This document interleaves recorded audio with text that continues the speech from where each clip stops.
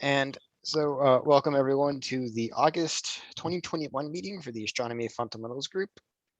Got kind of a small crowd here tonight on the meeting. Tonight we have have our typical format of having a constellation of the month and a main topic presentation. Doug Smith will be doing the constellation Fornax to start us off with, and I will be following it up with the main topic presentation on kind of giving on the NGC catalog and talking about some of the history and overview of such an important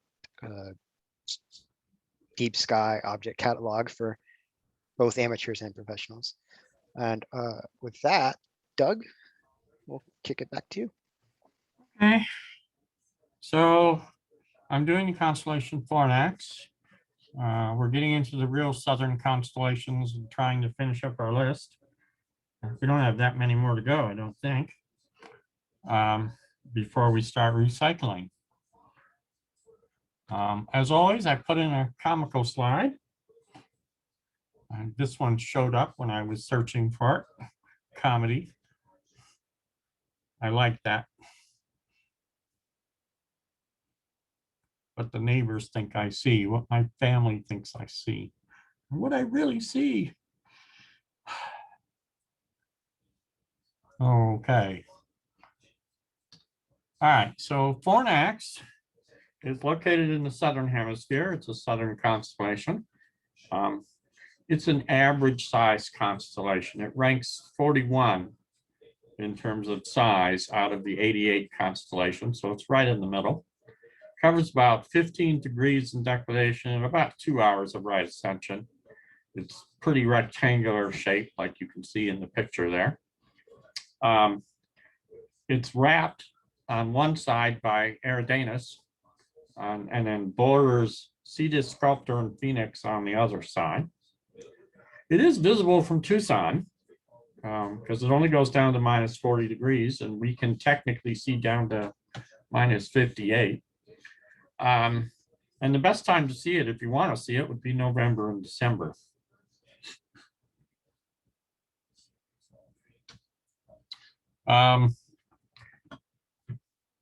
It was described at first by Nicholas, I'm going to butcher the name, Louis de la Caille. I'm sure that's not right. He described it as the Fernier chimique, the chemical furnace. Most of the southern hemisphere, or not most, but there's a lot of constellations in the southern sky that were named after instruments like sextants and other things like that, scientific instruments. And instead of after, obviously no Greek mythology in the southern hemisphere, but the people who went down there and looked at these constellations just decided to name them off for instruments that were used at that time. And so this was named the chemical furnace. You can see it down there in the bottom left there in the square, the red square, there's the furnace. And it's actually kind of a still kind of a thing, which was a scientific instrument that was used back then. It was first put on a planisphere in 1752. He was down there at the Cape of Good Hope putting together a catalog of southern stars. And he developed, like I said, he had 14 new constellations, and all of them except for one were named after instruments. So this thing is a still, if you like, a furnace, a still kind of thing. It's a pretty easy constellation to miss because it's not very bright. There are no stars brighter than magnitude 3. But if you look at it with binoculars, it's actually pretty rich in stars. It has 5 stars brighter than magnitude 5, but over 60 stars that are greater than magnitude 7. which is a little bit surprising that it's that rich in stars because you're looking 90 degrees away from the galactic plane. And you're looking straight up out of the galactic plane, and you wouldn't expect to see a lot of stars, but there are a lot of sort of dim stars that are there. There's a lot of interesting stars in the constellation, and I couldn't do them all. I picked what I thought were the most interesting stars to talk about. So I'll talk about the most interesting stars, if you like. So surprisingly enough, Alpha Fornax is a pretty interesting star.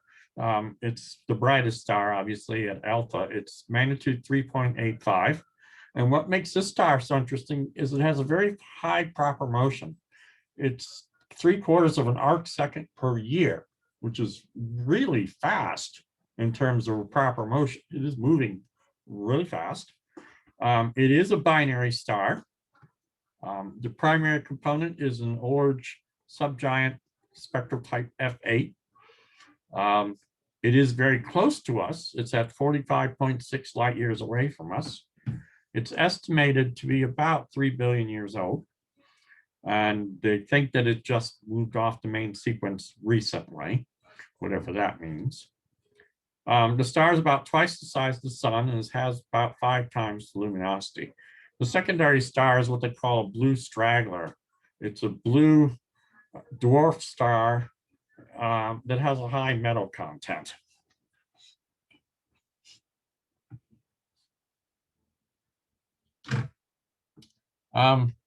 Beta Fornax is a really interesting star too. It's a yellow giant star, spectral class G8. It's got a magnitude of 4.5. It has cooled and it's swelled. It's 11 times the sun's diameter. It's at a distance of 178 light years. It is what's called a red clump giant, which I had never heard of before. And what that means is it has gone through the helium flash and is currently fusing helium in its core. So that's an interesting star. Another interesting star is Epsilon Fornax, which is also circled on the chart there. It's just shy of magnitude 6. It's a 5.89. It's a binary star, 104 light years away. It has component stars that orbit each other every 37 years. The primary star is very old, 12 billion years old, and has cooled and expanded to more than twice the size of the sun. And it's only got 91% of the mass of the sun. So it's an old star, 12 billion years.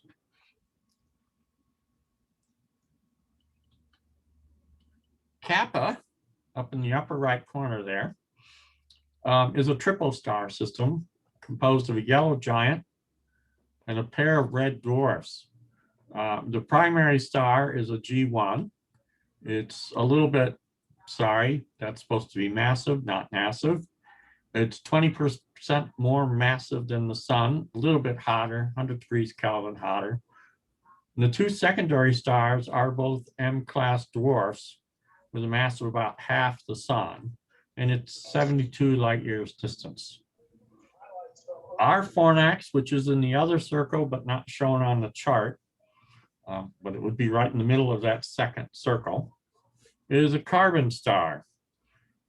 It's on the giant branch with a lot of carbon in its atmosphere. It's a Mira variable with a period of 389 days and varies between magnitude 7.5 and 13. It's around 1,800 light years distant.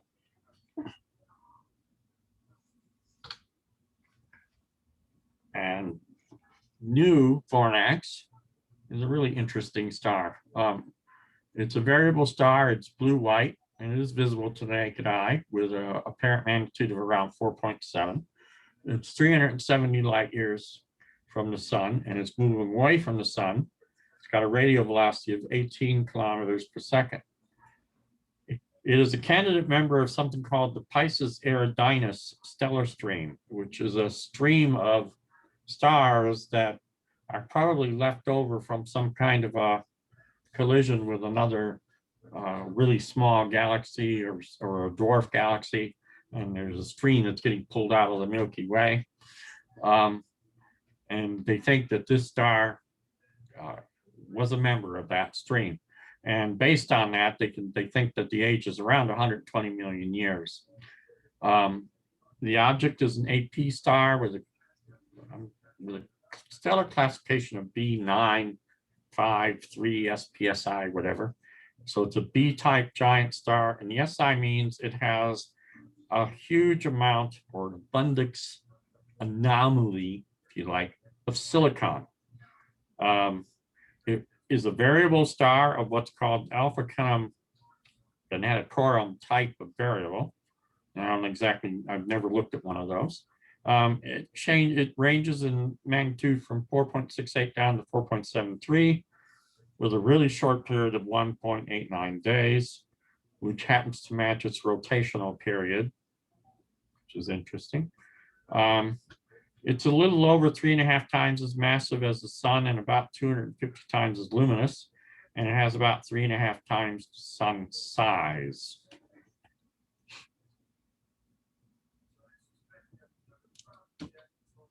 Okay, so those were what I thought were the more interesting stars.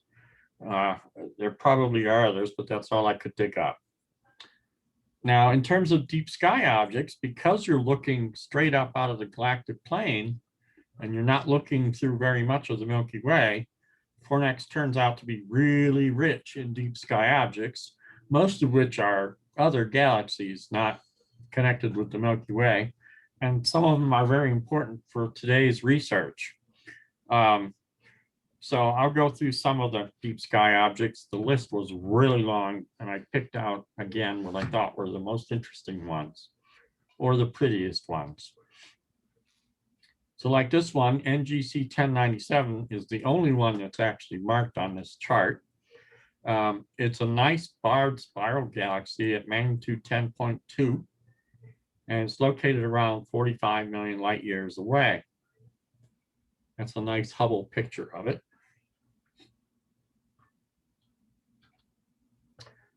One of the Milky Way's satellite galaxies is located in Fornax. The Fornax dwarf spheroidal it's an elliptical dwarf galaxy, and it is one of the satellite galaxies in the Milky Way. It was discovered by Harlow Shapley back in the 30s while he was in South Africa. And it was discovered by taking a picture. The galaxy contains 6 globular clusters, and one of the globular clusters was actually discovered before the galaxy itself, because the globular cluster is actually pretty bright.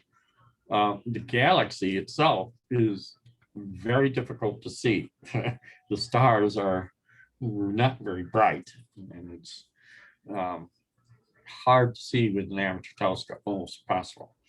And the galaxy is receding from the Milky Way at 53 kilometers per second, and is made up mostly of what's called population 2 stars. So it's old. And it's located in the middle of that red circle. This is the bright globular cluster that's in that galaxy, NGC 1049. Really bright globular cluster. It is visible in moderate sized telescopes, got a magnitude of 12.9, so you can see it with a reasonable telescope. And this globular cluster was discovered almost 100 years before the galaxy was discovered.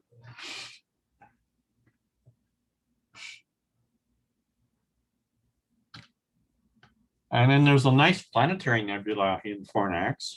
It's called the Robin's Egg Nebula, because it looks like it's got the same color as a robin's egg. And NGC 1360. The central star of this planetary has been confirmed that it's actually a binary star, which is unusual for a planetary nebula to have a binary star as the central star. And it's at magnitude 9.4, so it's fairly easy to see in a modest telescope. And by the way, I didn't write it down here, but when I was finishing up my slides, I found out that this nebula here is actually about 4 times the size of the Ring Nebula. So this is a fairly large planetary nebula. I might go looking for it next year, because I haven't seen it. And it's not that far south. It's at about minus 25. So we look at things that far south all the time.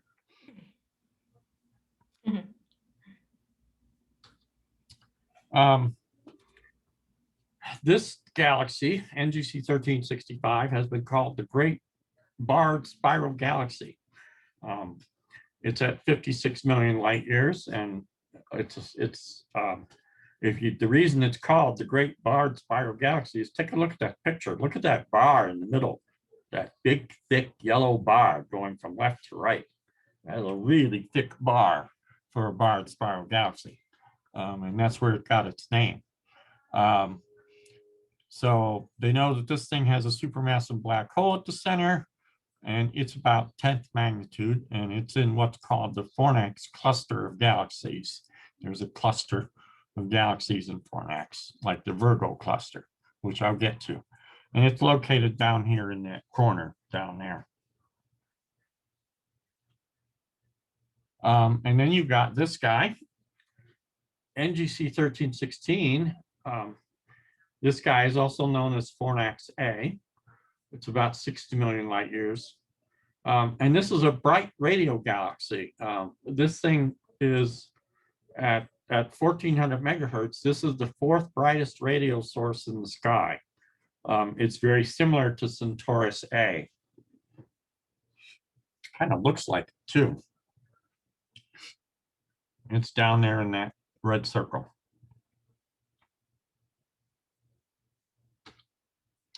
Now you've got what's called the Fornax cluster.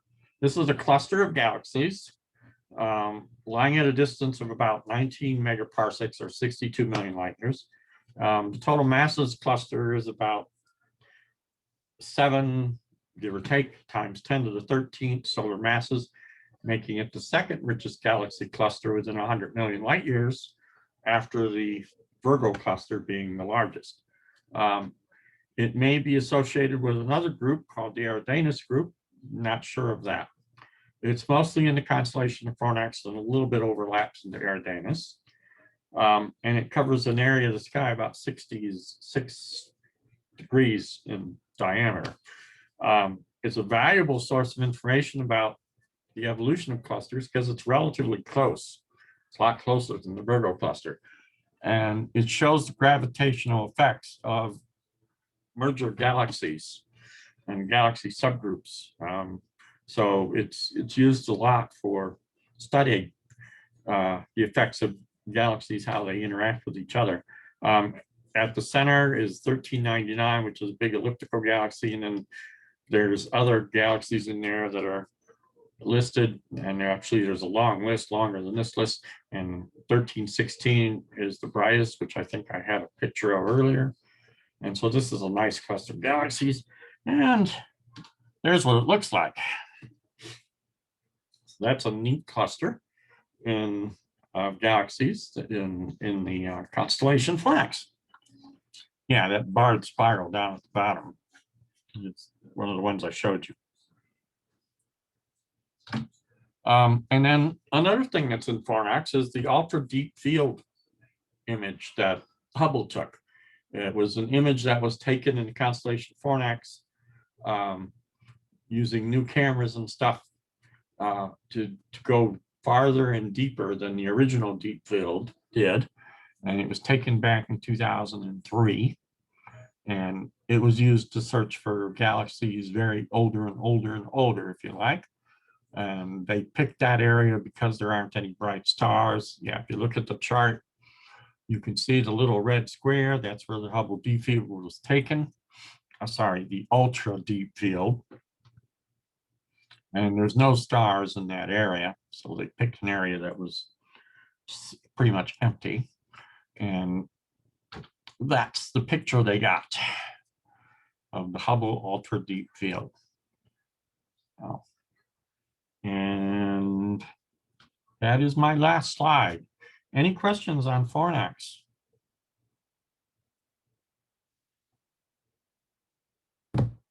That's it. Thank you, Doug. I'm going to stop sharing. Okay. And moving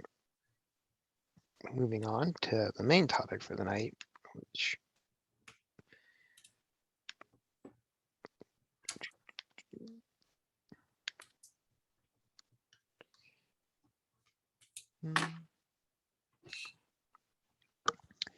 can everyone see my screen? Yep. Cool. Yes. So as I kind of mentioned in the intro for this, so the NGC catalog is one of the most commonly used catalogs by amateur astronomers today. It and the Messier catalog basically form the backbone of just about any observing list for those interested in deep sky objects.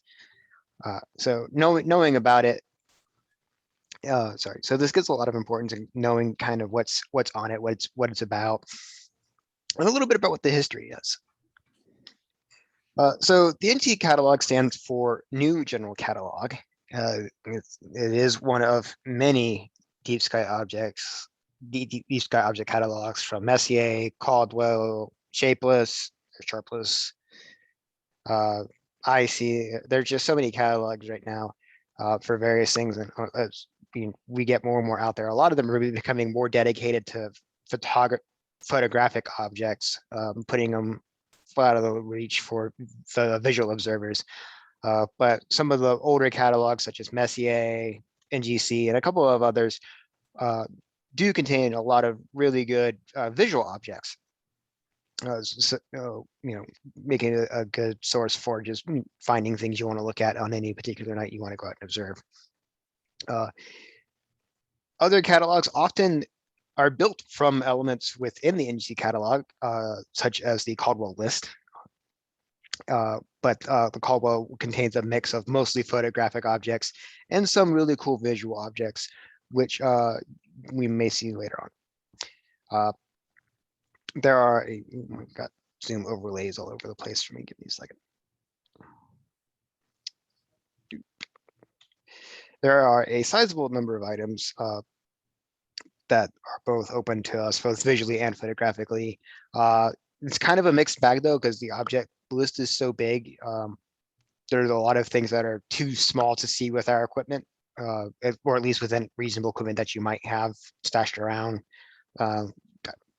When I talk reasonable, I typically say anything between a 10-inch or lower telescope, just because things higher than that are a little bit pricey.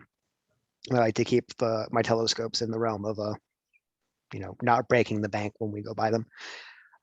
Many of the objects that we look at in the night sky tonight, or that you might see on other websites, are pulled from the NGC catalog.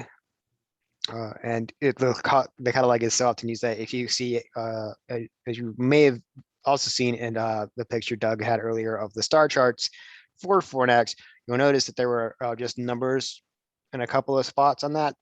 Those were NGC objects, and we've gotten to the point where we just leave off the NGC prefix when on many modern star charts, because we just assume it's from the NGC catalog. Come on, next slide. Kind of giving another idea here of what we mean. So the 663, 475, 147, 185. These are all four of these items are NGC catalog numbers versus M103 and M52, which are clearly Messier catalog. So, quick and easy to find on star charts. So obviously, with new in the name of the catalog, there was something that have come before it, and indeed, the NGC's predecessor catalog, known as the General Catalog, was assembled by the Herschel siblings, the Herschel family, over a course of over 100 years, with Will and Carolyn Herschel, Carolyn Herschel, who were brother and sister, publishing the first draft of the NGC catalog in the 1780s. A short time after, Messier published his catalog, which, considering that, there's about 1,000 more entries in the general catalog compared to Messier's comparatively small list, it's kind of a funny just how quickly things grow in the night sky as new people start looking up. And the first, as the general catalog contained about 1,000 objects, all of which were individually plotted and observed by both Will and Carolyn. Both they published a series of revisions to the catalog, correcting small things such as stellar coordinates over the next, cataloging new entries that the pair found over the next 30 years, until eventually William's son John was adding, who became a very important astronomer and physicist in his own right, much like his father, added about another 2,500 objects. So just between the Herschels, about 5,000 objects in the night sky were cataloged by this family.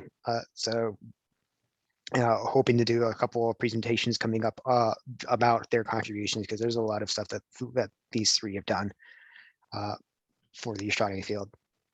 The last Herschel edition of the catalog was published in 1864, about 80 years after the original published date. So it goes to show just over how long this catalog was built. At the time it was completed by the Herschels, it contained about 5,000 objects. Quick portraits of the Herschels, going from William, Caroline, and John. Hopefully I'll have some presentations to talk more about them in coming meetings. So moving on from them, we then have to segue over to John Louis Emil Dreyer. Dreyer. He is a Danish astronomer and worked in a couple of other observatories until he eventually worked his way over to the Armagh Observatory in Northern Ireland, where he proceeded to work at the observatory from 1882 until his retirement in 1916. He published he was the first person to publish a supplement to the general catalog before the Royal Astronomical Society basically said, stop doing that, just go make this bigger catalog on your own. And so he did.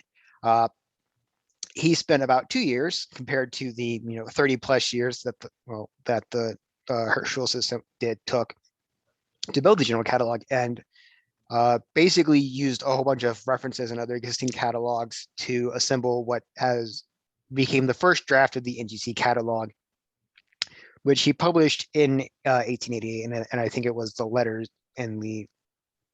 for the Royal Astronomical Society. This is an aerial overview image of the Armagh Observatory as it stands today. It has a notable distinction of also having the longest continuously run weather observatory in the world, with observations dating back, I think, to the 1700s, the early 1700s.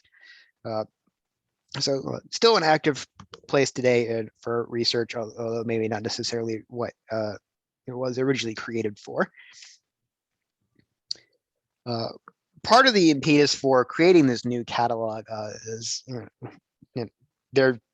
by this point there were so many people floating around their own private catalogs with things not on them, things not on them.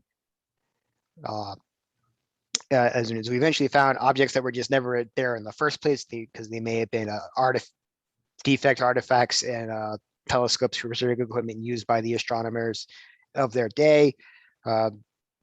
But the goal that Dreyer kind of set out for himself was he wanted to make the catalog that contained nearly every known deep sky object in the sky at the time. And that part he was successful all for about 5 years, when eventually new objects were found. We obviously, given the number of things today, we still have the same problem of just being able to find things in the night sky that are interesting to look at. And computers have helped quite a lot here, just being able to Google is like, what are some things I'm going to go look at in the night sky? But the need to be able to find useful and interesting things continues to be a problem for us today, both for amateurs and professionals, because there are just so many things. The final result of Dreyer's work pulled from about 50 other catalogs, collections, and papers that were published by various astronomers. He, for some reason, decided to organize his objects by right ascension. And the catalog that he originally published spanned over 250 pages, front to back.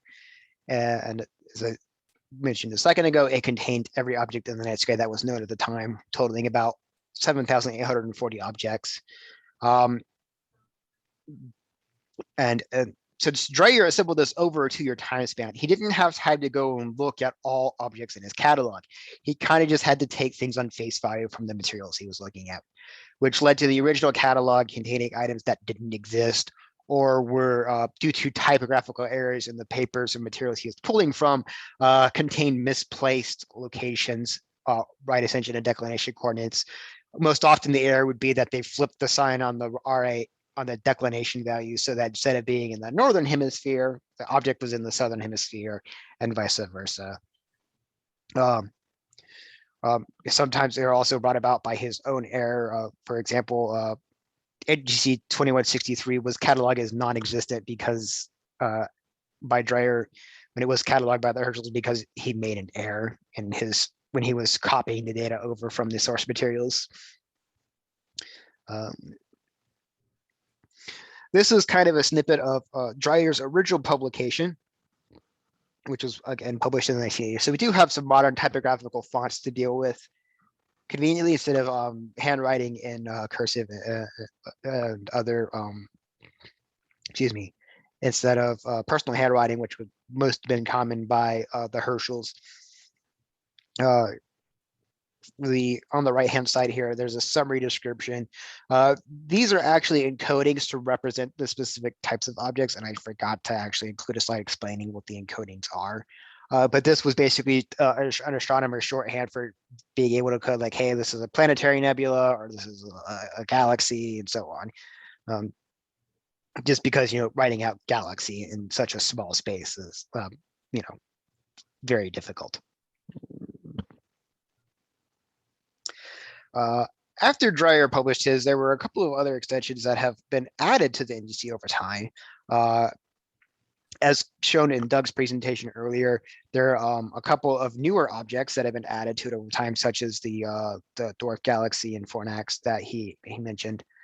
That's actually a dwarf galaxy of the Milky Way itself. So there continued to be extensions to the NGC catalog well after Dreyer's publication. But even while Dreyer was alive, he continued to publish some new catalogs as well, also creating what's known as the IC catalog, which contains almost exclusively photographic only objects. Because coming in here at the end of the 1880s, as he did, with the people finally deciding to take cameras and point them at the night sky with their telescopes, started to actually catch on both for professionals, which led to him creating a second catalog with all these new objects that people were photographing of. More recently, there have been some more modern revisions to the NGC catalogs, starting with the NGC 2000 project, which set about correcting some of the errors in Dreyer's original work, adding some of their own errors too at the time. Then the more recent NGC IC project, which went over through deep sky survey data provided by Palomar Observatory of all places, and gave accurate observations for every object in the NGC and IC catalog, in confirmations and positional data that we get from having a lot more modern telescope systems. So the kind of confusion that comes to me is, you have all these different versions of the NGC catalog. So it's sometimes kind of a question of which revision am I looking at? And I think if you're having a go-to telescope, it's either using a combination of the NGC 2000 data or the NGC IC project, depending on what year your telescope was manufactured in. Oh, that was a placeholder slide. I forgot to fill out. My apologies.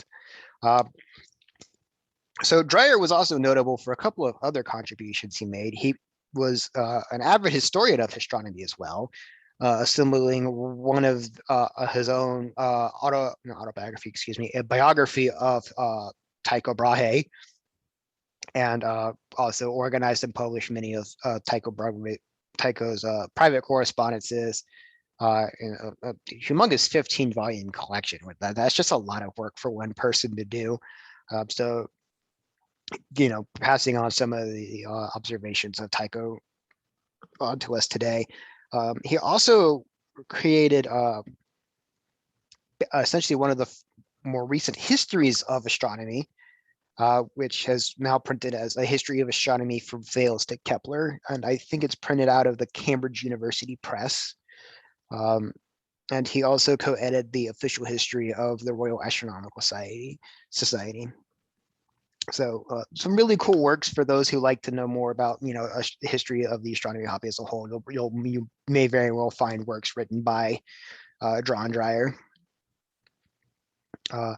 Circling back, with the objects in the NGC, the NGC catalog containing as many objects as it does, contains basically every type of D-sky object you could want. There's globular clusters, open clusters, emission and reflection nebula, planetaries, asterisms all over the place. So there's definitely something in the catalog to satisfy just about any type of observational preference that you might have. Whether you find yourself as a deep sky object person or a multi-star systems, there's something in there for in the NGC catalog for you.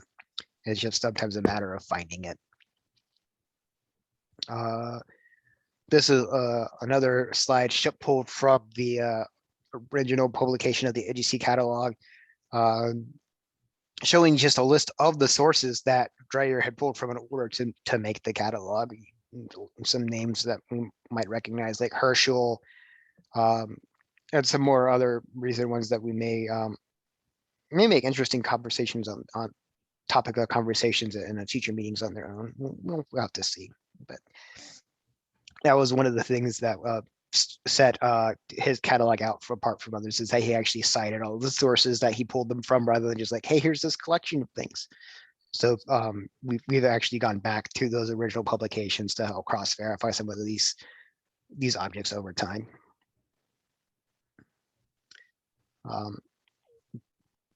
Being assembled, being assembled during the time period it was, telescopes ranging from 2 inches all the way up to a mammoth 72 inches were used for catalog the original NGC catalog. So that definitely stuff in there that starts to push outside of the range of what amateurs would be useful towards, what would be accessible to amateur astronomers today.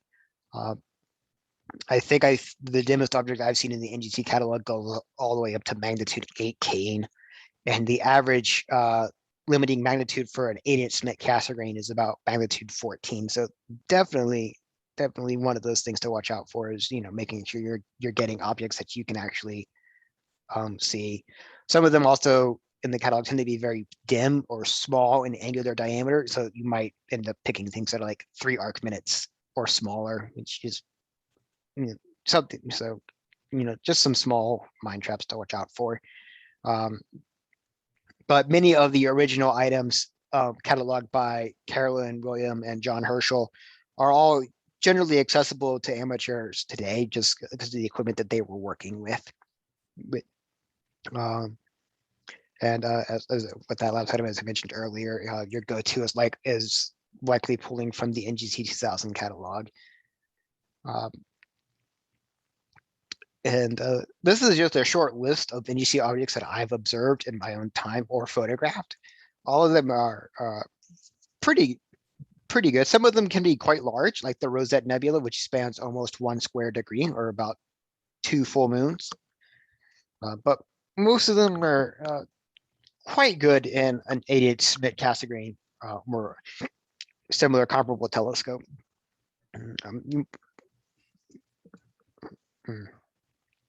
There's also an interesting link down here that pulls up a list of about 110 other notable NGC objects that you might find interesting. You can also just Google it real quick, but definitely something to look at. The objects in here are all named objects. That's by far not the norm in the NGC catalog, where many of them just have a number. So named objects are if an object does have a name, it's usually one that's generally worth looking at. And that's it for me. Any questions? Yeah, Connor, what happened? Where does the RNGC catalog fit in? Do you know? That's I saw that it's an extension of We have a copy of it in the library, and I have a personal copy myself. it's like the revised NGC. Well, It's that's another one of exactly what it stands for, but where does it fit in the history? Is it something? it was done before 1975, I think, was when it was published. it was done before the my Before brain, the 2000. yeah, it was done before the NGC 2000 project. I didn't include it just because obviously a time, and the NGC Not 2000 used was more anymore. recent, and Yeah, it's one of those historical artifacts rather than okay. versus the last two NGC 2000 and IC projects were ones that I think are what most modern NGC catalogs are based off of today. Okay. But it was assembled I think 73 is when it started, or when it was completed, one of those two. Yeah, because I got it. It's 75 is the copyright date on it. Yeah, that sounds about right. But yeah, So it was some kind of in between, you might say. it was I think the first attempt to try to clarify a lot of the errors and see what things in it are, because as I mentioned, there's a lot of errors in the original NGC catalog of things that didn't exist. I think it was an intermediate step, because it also contains the index catalog objects. So I think it was some kind of an intermediate step here. But obviously it's not used anymore. Well, I'm pretty sure there's some research paper out there that that continues to use it, just because why not? Yeah, maybe. But excellent question. Anyone else? Yeah, who is anybody adding anything to these? What would make another project? Who would be responsible for that? So most catalogs can be made by just about anybody. Like, for example, the Caldwell catalog, which I kind of mentioned early in the presentation, is actually one of the more recent catalogs that was created by an amateur astronomer. It was published in like the mid 90s. So there's no real formal governing body around catalogs. Most of them typically come to us from, large telescope surveys of the night sky, like you might get with the Sloan Deep Sky Survey, and that sort of thing. So they typically might get cataloged with whatever with whatever telescope or sky survey generated the data and catalog that entry. But other than that, you could certainly go out and make your own, which is what Caldwell did with his when he published his in Sky and Telescope in the mid 90s. So most of the new objects that are discovered nowadays are discovered using, like Connor said, professional observatories are discovering new objects all the time, and Hubble discovered lots of objects. They usually have very complex names, because the names are usually a series of letters and a series of numbers that translate to a particular survey that was done with a particular instrument at a particular time, and they're just numbers. I was looking at the constellation Fornax, and there were some oddball objects in there that had things like GCF1A.632.3222, those kinds of things.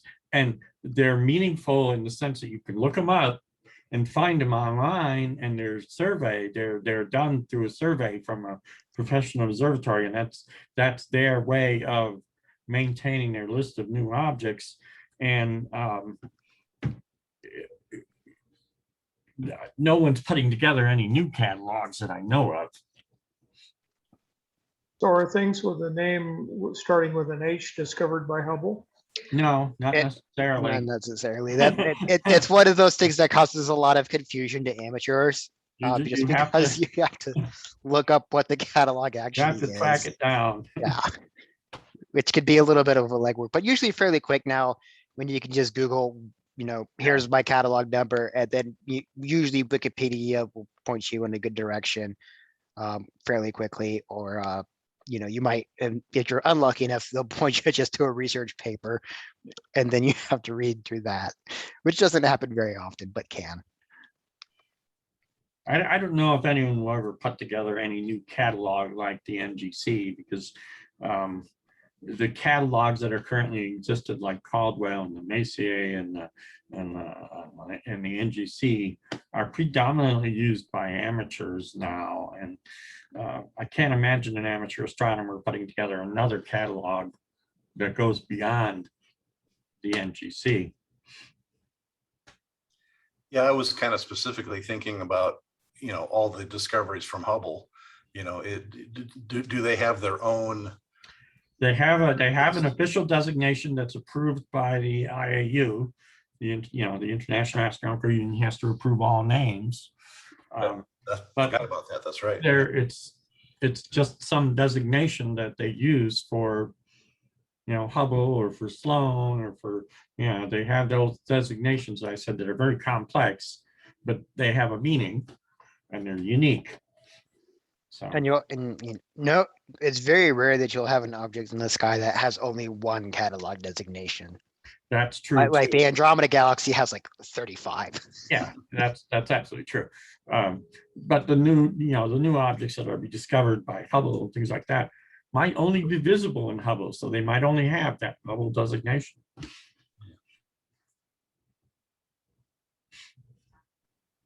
So, with that, Well, something that's totally unrelated to the subject is that maybe it'll be clear enough tonight to see some meteors. Well, keep your fingers crossed, Kay, but I'm not. my weather app currently says cloud, all the way up until I can't see past it anymore till tomorrow night at 6 p.m. Oh, we're just cursed in being able to see the Perseids. Every year it's the same thing. It's always monsoon season during Perseid meteor shower. Looks That is the clear at problem my with house. living here in the middle of where monsoon comes in the summer, is you miss the summer stuff.